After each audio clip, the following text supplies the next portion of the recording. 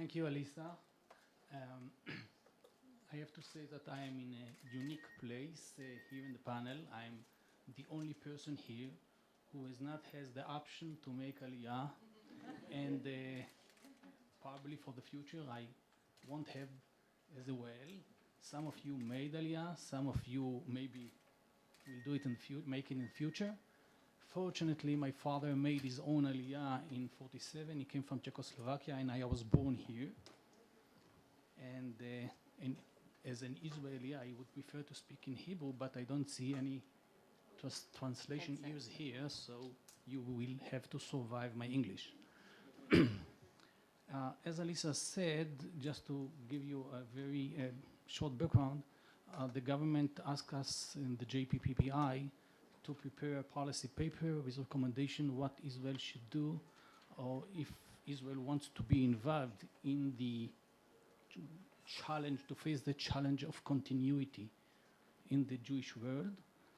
And we are working on this report, and hopefully in about 2 weeks we are going to release the report, and we are going to recommend the Israeli government to take a real part in the Jewish effort to enhance Jewish identity around the globe.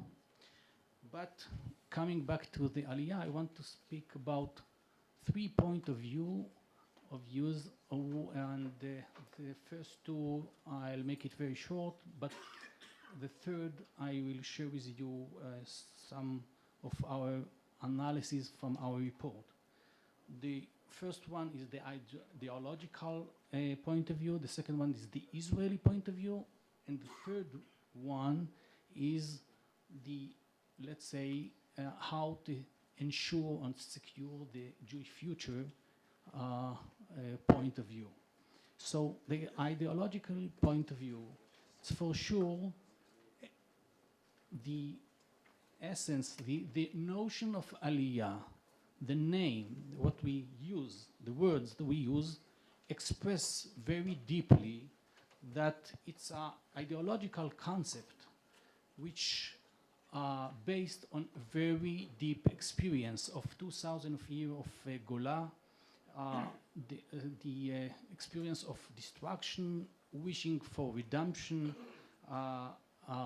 which we used to say almost every day in our prayers, ותחזינה עינינו בשובך לציון, בנה ביתך כבתחילה, etc.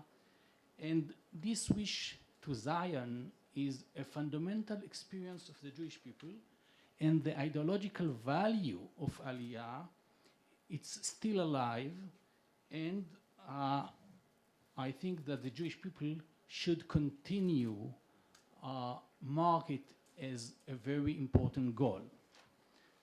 Talking about the Israeli point of view, based on this experience, the national movement, the Zionism,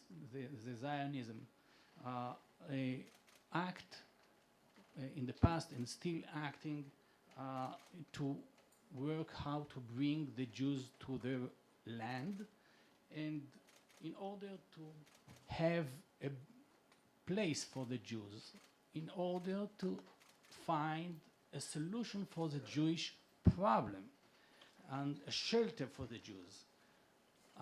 But what happened is that the state of Israel came up in order to ensure the future of the Jewish people, but Aliyah became a very existential need to ensure the future of the Jewish state, especially in the first decades of the country. There is a critical need for a huge mass of Jews here in the Middle East. And you know that many expertise in security like to argue about what is existential and what it's not, but without coming to this argument, I want to say that Aliyah in a very large number can influence a very significant and has a very significant impact regarding the Israel success and thriving. Israel, with 10 million Jews, it's not the same country. We all have to understand it. Many of our problems, the demography problem, our political need to get a recognition as the Jewish, or as the state of the Jews, and other will get of another proportions for sure. And maybe even we will have enough confidence and courage to make peace. So Israel has a very clear interest to make Aliyah. Does Israel do the best? Either any much more sophisticated tools in order to bring more Jews here to Israel? We have to check it. And we heard Rabbi Melchior. But the reality is that Aliyah, it's regarded to a very few Jews, and Alisa mentioned the numbers. So now I want to say a few words about the third point of view, the ensuring of the future of the Jewish people. We have to face the main challenge. In many places, especially in the largest community in North America, the Jews achieved a very, very, the communities are thriving. The Jews has a sense of freedom. They are equal to take part in the society, and they want to take part of the life, in the local life where they are. And this fact, and with some global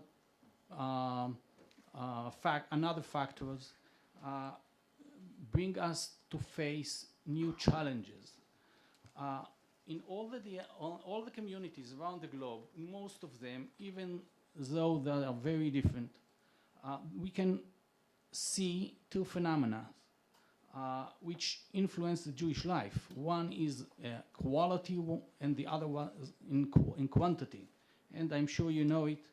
I don't want to speak very long, but talking about the quality phenomena, okay, we can see a real risk and a lot of problems and challenges regarding to the significant, the meaning, and the intensive Jewish identity, especially with young people. The Jewish identity around the globe is mostly today identity by choice.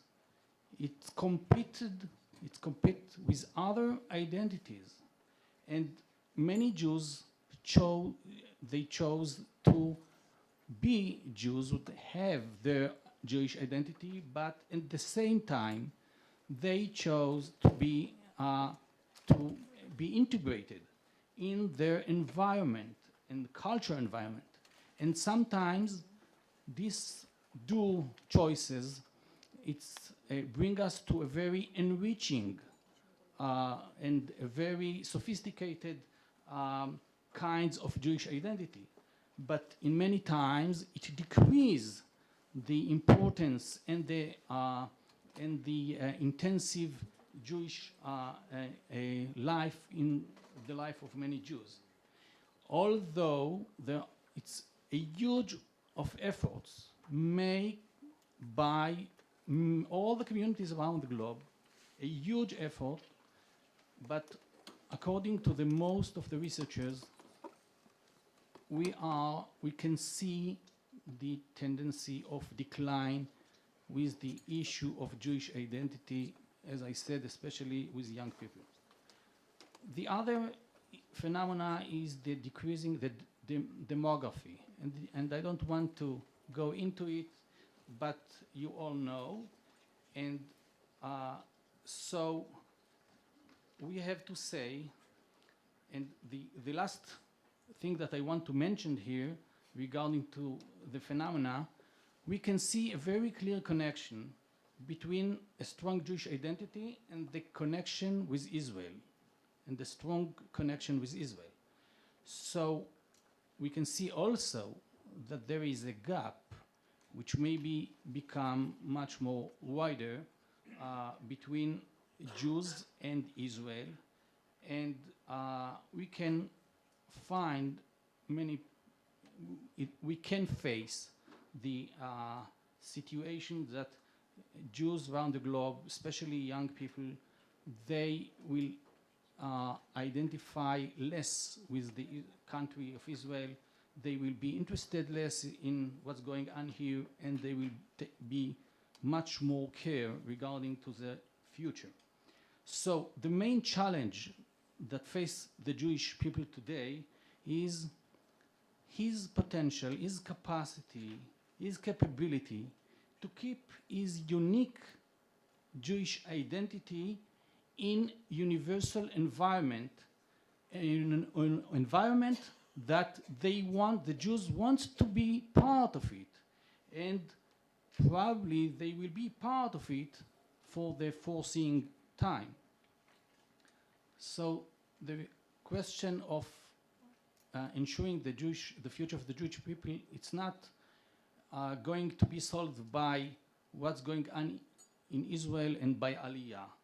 We have to look at the strategy, the main strategy,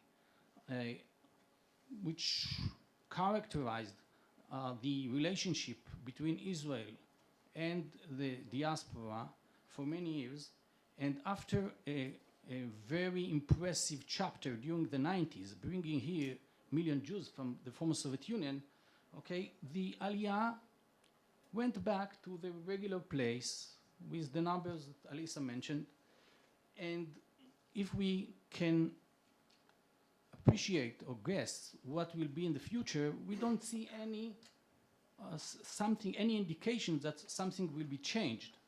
So although the value of Aliyah is still ideologically and historically, and from the point of view of Israel, is still alive, and we have to work on it, but strategy which point Aliyah as the only solution and the comprehensive solution for the challenges, or to face the challenges which the Jews face in their communities, this is not going to give us the answer. So if the state of Israel wants to take part and take its share regarding to responsibility of the future of the Jewish people, Israel, and I think Israel has what to contribute and should contribute to these challenges. So Israel have to think about much broader strategies in order to take part in the main challenge that face the Jewish people. Thank you, Meir.